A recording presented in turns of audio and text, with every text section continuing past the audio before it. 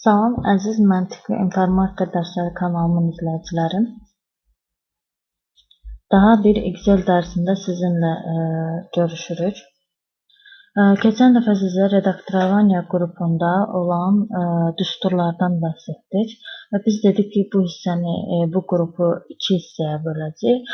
Ancaq mən bu qrupu 3 hissədən və ya 4 hissədən ibarət etmək istəyirəm. Yəni baxacağıq bunun çoxluğuna əsasən.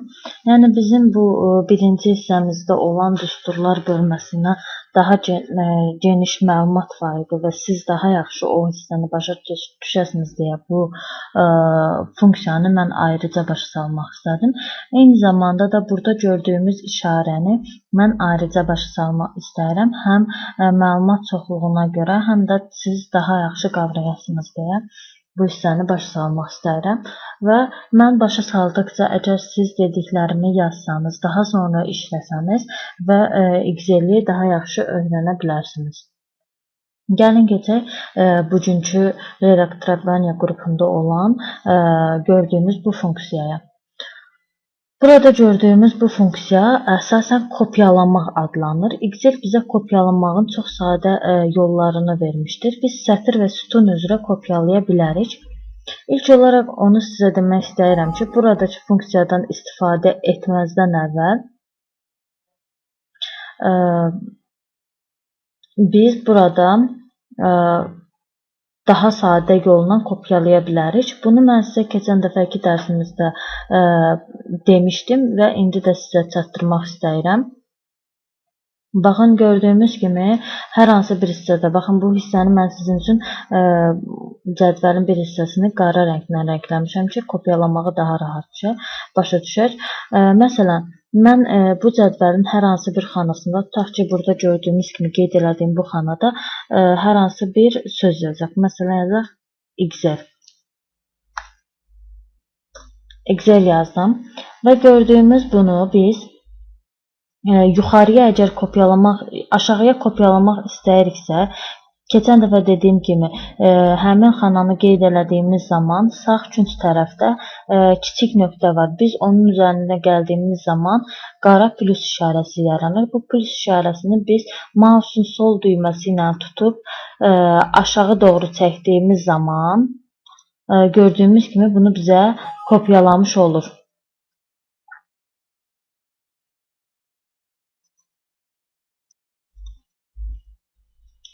Və eyni zamanda həmin yerə gəldiyimiz zaman, yəni sağ künc hissəyə gəldiyimiz zaman mausun sol düyməsi ilə tutub yuxarı hissəyə çəkdiyimizdə həmin sözü yuxarıya kopyalayır və ya sağa, sola çəkdiyimiz zaman gəlin biz bunu sağa çəkək. Sağa çəkdiyimiz zaman və eyni zamanda sola çəkdiyimiz zaman gördüyümüz kimi bizə kopyalamış olur. Və kopyaladığımız zaman da gördüyünüz kimi bu hissədə aşağı hissə deyək bura belə bir işarə yaranır ki, biz də həmin işarənin küncündə olan üçbucaq işarəsini sıxdığımız zaman bizə siyahı gəlir. Bu siyahıda kopirovat yacheyki, yəni xananın kopyalanması işarələnmişdir və standart olaraq xananın kopyalanmasını biz istifadə edirik. Digəri isə zaполнить только format, yəni sadəcə formatı kopyalamaq. Zaполнить только значки sözü kopyalamaq. Baxın, indi bu dediklərimizi də edək. Məsələn, bura bir Excel yazmışıq və onu format etmişik. Format etmək, rəngləmək. Bu xananın içini rəngləmək əvvəlki dərslərimizdə keçmişdik.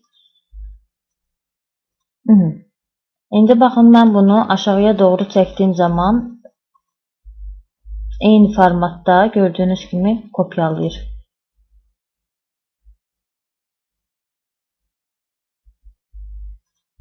İndi bunun daha bir formasını başa salaq necə? Baxın, bura yazırıq Excel. Bura yazacaq məntiq. İnformatika. Və biz Excel-i bayaq dediyim kimi qeyd etdik. Yəni format etdik. Mən bu formatı aşağıya doğru çəkdiyim zaman gördüyümüz kimi bütün elə bil ki nə varsa, yəni bu xanada nə varsa hamısını kopyalayaraq aşağı çəkmişdir. Mən tutub bunu buradan Zapornik Tolko'ya format seçdiyim zaman sadəcə formatı bizim üçün kopyalamış olacaq. Aha. Və Zapornik Tolko znaçeniya seçdiyim zaman isə sadəcə birincidə yazdığım sözü, formatı yox, sadəcə sözü aşağıya doğru kopyalayacaqdır. Eyni zamanda biz bunu sağa sola da edə bilərik. Baxın, yenə də bunu seçdiyimiz zaman başqa bir yazaq buradan. Məntiq informatika. Gəlin bunu bu hissəyə kopyalayaq. Seçdiyimiz zaman gördüyünüz kimi sadəcə formatı kopyalamış oluruq. Bu olur bizim sadə formamız. Yəni biz bunu özümüz redaktorovaniya qrupundan istifadə etmədən edə bilərik. Ancaq mən bura Excel yazdıq. Mən buradan bunu, bu Excel sözünü bu hissəyə qədər, gördüyünüz, qeyd elədiyim hissəyə qədər kopyalamaq istəyirəm. Bayaq dediyim kimi bu hissədən də edə bilərik. Ancaq gəlin biz bunu buradan, yəni redaktorovaniya qrupundan edək. Etdiyimiz zaman, vniz seçdiyimiz zaman gördüyümüz kimi aşağıya doğru kopyalayacaq. Yuxarıya doğru bu hissəyə, qeyd elədiyim hissəyə qədər kopyalamaq üçün vvrix seçirik, gördüyümüz kimi. Sağa doğru kopyalamaq istəsək, vpravo seçirik və eyni zamanda sola doğru kopyalamaq istəsək, vlevo seçirik. Gördüyümüz kimi biz sözlərimizi kopyalamış oluruq. Daha sonra keçək, burada mən sizin üçün yazmışam bazar ertəsi. Bazar ertəsinin kiçildirilmiş forması yanvar və tarix formatında. Baxın, bazar ertəsini mən aşağıya doğru çəkdiyim zaman çərşənbə, yəni bizə şənbə bazar. Gördüyümüz kimi bu formada kopyalamış olur. Bunu da həmçinin bu formada. Yəni, eyni zamanda onu da demək istəyirəm. Əgər biz gəlib həmin o sağ küncdə olan düymənin üzərində qara plus işarəsi yarandığı zaman mausun sol düyməsini 2 dəfə tez-tez sıxdığımız zaman da kopyalamış olur. Digərlərində təbii ki, əlavə edilə bilərik. Dekabr gördüyümüz kimi.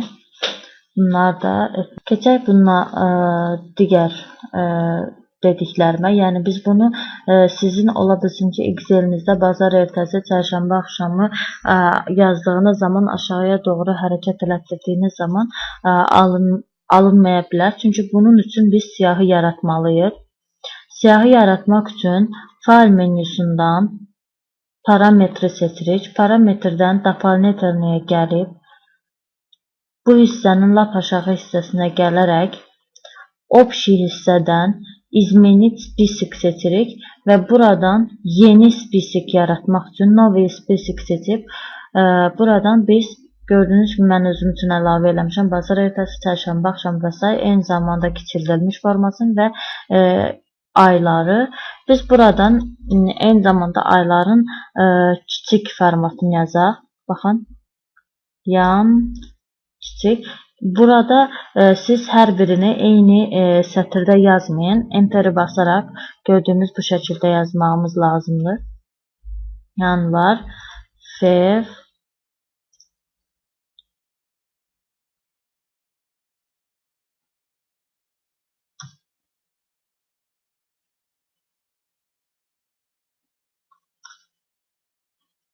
aprel, may, iyun, iyul, avqust,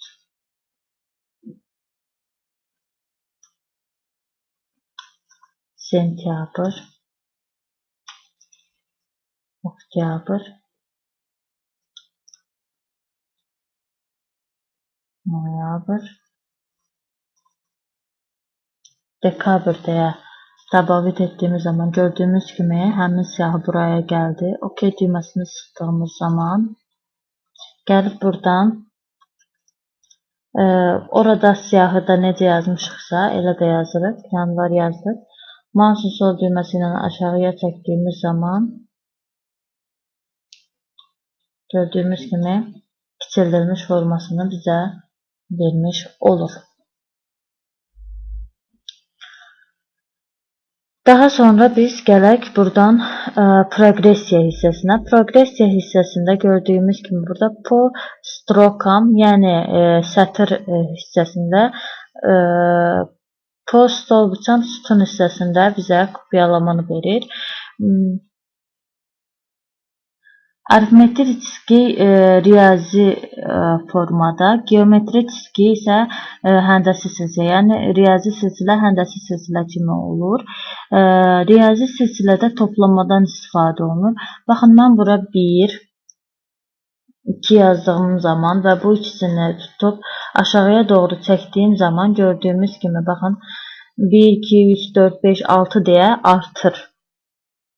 Əgər mən burada 1, daha sonra tək ədədlər yazsam 3, 5 yazıb, bunları da qeyd edib aşağıya doğru çəkdiyim zaman ancaq burada bizə 7, 9, 11, 13 kimi tək ədədləri, cüt ədədləri də seçdiyim zaman 2, 4 seçib bunu bu formada aşağıya doğru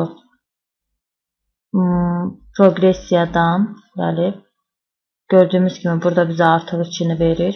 OK düyməsi sıxdığımız zaman cüt ədədləri bizə verəcək. Yəni biz bunu həm buradan, yəni özümüz istədiyimiz kimi edə bilərik, həm də gəlib buradan progressiyadan edə bilərik. Yəni şaqa 1 deyil də 2 yaza bilərik. Məsələn, baxın, mən buraya yazsam 2 və bundan sonra 4 artmağını istəsəm, progressiyaya gəlib şaqa 4 yazıram. OK düyməsini basıram və aşağıya doğru üzr istəyirəm. Deməli, bu hissəni qeyd edib progressiyadan bura 4 yazdığımız zaman OK, gördüyümüz kimi 2, 6, 10, 4 olaraq artmış olur. Həndəsi silsilədə isə, məsələn, mən bunu yenə də 2 yazıram, aşağıya doğru qeyd edirəm. Progressiyadan gəlib geometri cizgi seçib, burada məsələn 2 yazsam, bu zaman 2-yə vurma kimi gedəcək. Baxın, 2-ni 2-yə 4, 4-ü 2-yə 8, 8-i 2-yə 16. Bu formada aşağıya doğru biz bunu kopyalamış oluruq. Daha sonra buradan progressiyadan data hissəsinə gəldiyimiz zaman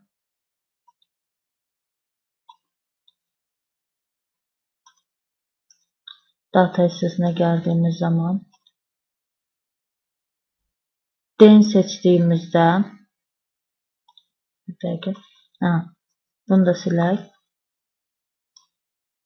Buranı qeyd edək və gələk buradan progressiyadan den seçib aralarında 1, yəni şaq 1 oldu. OK düyməsini bastığımızda progressiyadan datı den seçirik.